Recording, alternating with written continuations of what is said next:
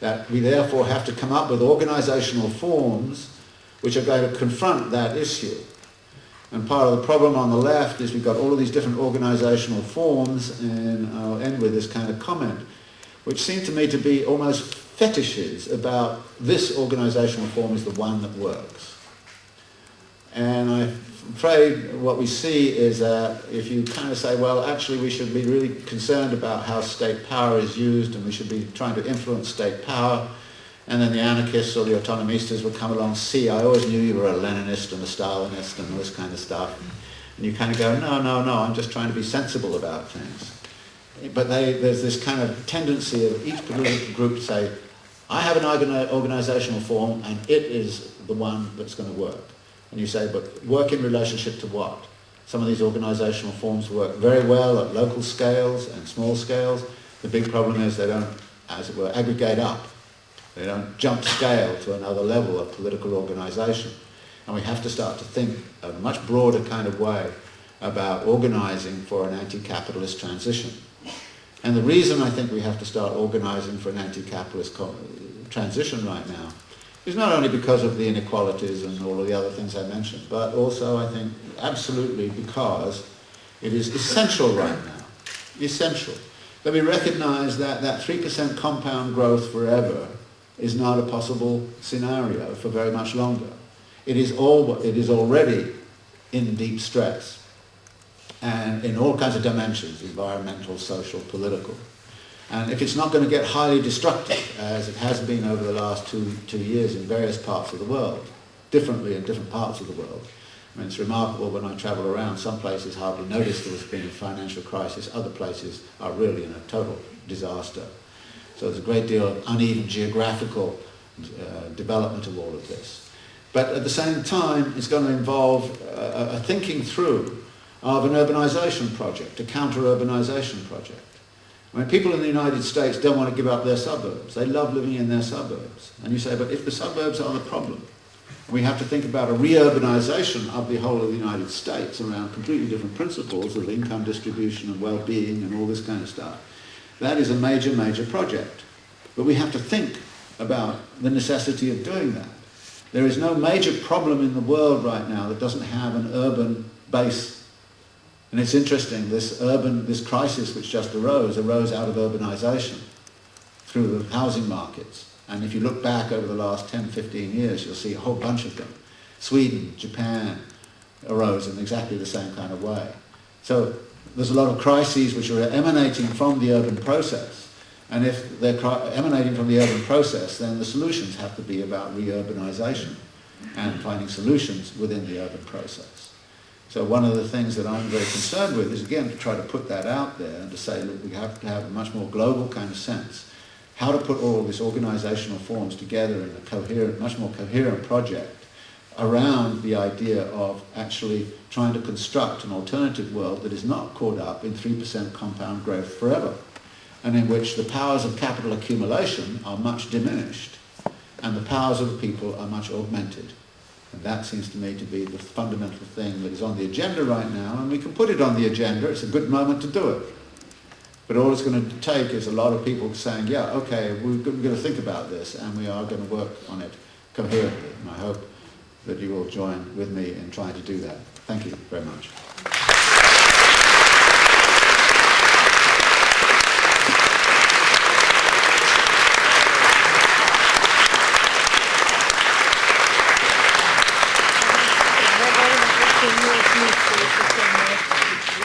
Dear Professor Harvey, thank you so much for this extensive critique of everything existing. Yes. You've got the point, yeah. Okay. Do you still have some energy for... Yeah, of course. Yeah, of course. Okay, questions, please. Okay. We'll first collect the questions. Yeah. Just quickly, relationship to nature. Do you have sketches as to what it might be in the anti-capitalist transition, or is it slide back to feudalist style?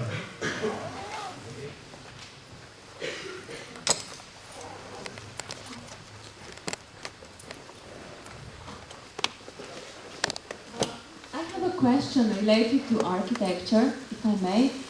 First of all, thank you for explaining this crisis, because only now I understand how it actually happened, the last one. But about architecture, you talk in a bit reduced terms about a game with circles and squares, but I don't think that you think about architecture in such a reduced way. So I'm interested, where do you see a social role of architecture? And perhaps, do you see a role of architecture in changing the mental conceptions?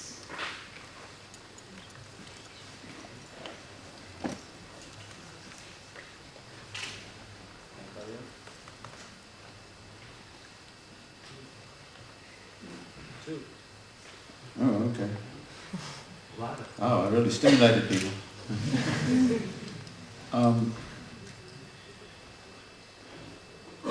You know, in the relation to nature, I tend to have to rely very much on my colleagues who are working on, I mean, for example, areas like waste recycling. There is tremendous possibilities right now for the recuperation of a lot of energy which is currently wasted.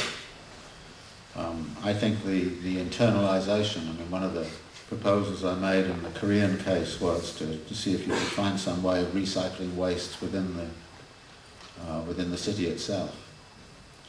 Recycling water within the city itself, so that it became far more self-sufficient along many of these dimensions.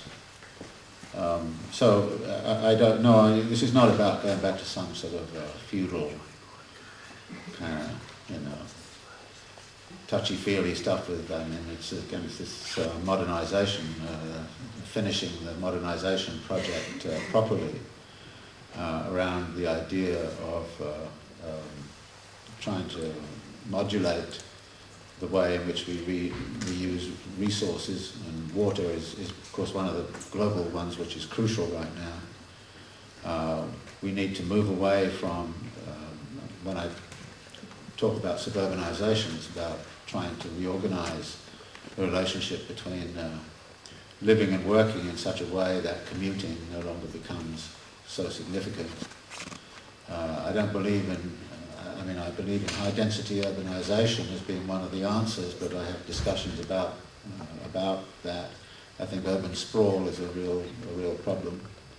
And so there are many things to be done there, which takes me, if you like, to the question on architecture, that when I kind of say that there are many other forms of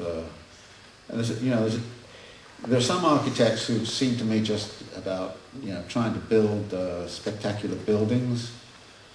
The big name architects and signature buildings, and a Gehry building or something like that. Frankly, I prefer to associate more with people who are architects and urbanists at the same time. Which is one of the reasons I was very disappointed with Isazaki's intervention, because I read some of his urbanist stuff and I really like it. I think he's very thoughtful about urbanization in general, and I was a little surprised that. So I was looking forward to meeting with him and talking with him about the urbanization kind of side of things, but he didn't want to talk about it. And I think this is one of the problems that name architects have, is they're so busy getting commissions and all this kind of stuff to make buildings, and that's they forget. But some of my some very good colleagues in New York City now who are very much into things like right to the city, and want to work on right to the city, and want to bring together urban design and those kinds of questions. So no, I don't think architects like that. They do that sometimes. I mean, they really do. I mean, I'm sure any architect here will admit that there is this kind of formalistic side of it that gets into conversations of that sort. and loses a lot of its kind of social content, and how you keep that social content. You know, architecture schools is a little bit of a problem, but the people I know who keep a lot of the social content very, very firmly up front are not necessarily highly valued faculty in the architecture schools, and that's itself a problem. One of the problems we have, by the way,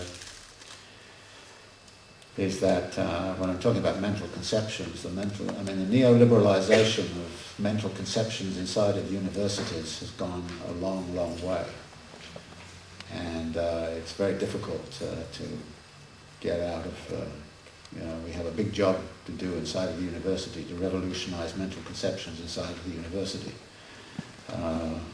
By and large, the kind of climate for political discussion and debate inside of the universities that I'm familiar with was much greater in, say, 1970 than it became in the 1990s, and now there's this kind of ridiculous situation where we have a whole profession called economics which didn't see the crisis coming and hadn't the faintest idea why it happened. And you kind of go, well, that's what you're supposed to do, isn't it? And you kind of go, and there's this wonderful story, by the way, about Her Majesty the Queen, who went to London School of Economics to open a building or something, and she sat down there at the lunch, and she happened to sit down there with all the economists, and she said to them, how come you guys didn't see this thing coming? And, oh, Your Majesty, I don't know. Now, it's the kind of question I might ask, and they just blow me off, but you couldn't do that to Her Majesty. So the British Academy put together a whole kind of all of their top economists and the Governor of the Bank of England and all this kind of stuff, and they spent 6 months meeting to try to explain to Her Majesty how come they hadn't seen it coming. And they wrote this letter, which was the most astonishing letter. It said basically, well, we were all working on the individual bits and pieces, but somehow or other we missed something called systemic risk. And you say, what? You missed systemic risk? I mean, that's the most important thing you should be looking at, no? No, we missed it. And then it said we were all caught up in a politics of denial. And I thought this is a fantastic letter. And now the International Monetary Fund just issued a report on saying the study of systemic risk is in its infancy. And we're only just beginning to think about how to understand systemic risks. So one of the things I did in the book was say, well, actually, the translation of systemic risk into Marxian language is the internal contradictions of capitalism. So maybe, I'll write you a little essay on the internal contradictions of capitalism. It will save you a lot of trouble, doing your research on systemic risk, because this is where it all comes from. And I was very surprised. I got a rather nice review in the IMF journal of the book, who kind of said, well, I don't buy the argument, but I buy the book. That was kind of nice thing. But I think that there is this job to be done inside of the universities. Students are learning neoliberal crap most of the time, and a lot of courses they take. And it's very hard to get out of that. And I just think, we've got a huge job on the mental conception side, but like I said, it's not simply that. All sorts of other things have to be in place, and we have to build alliances with many other forces in society.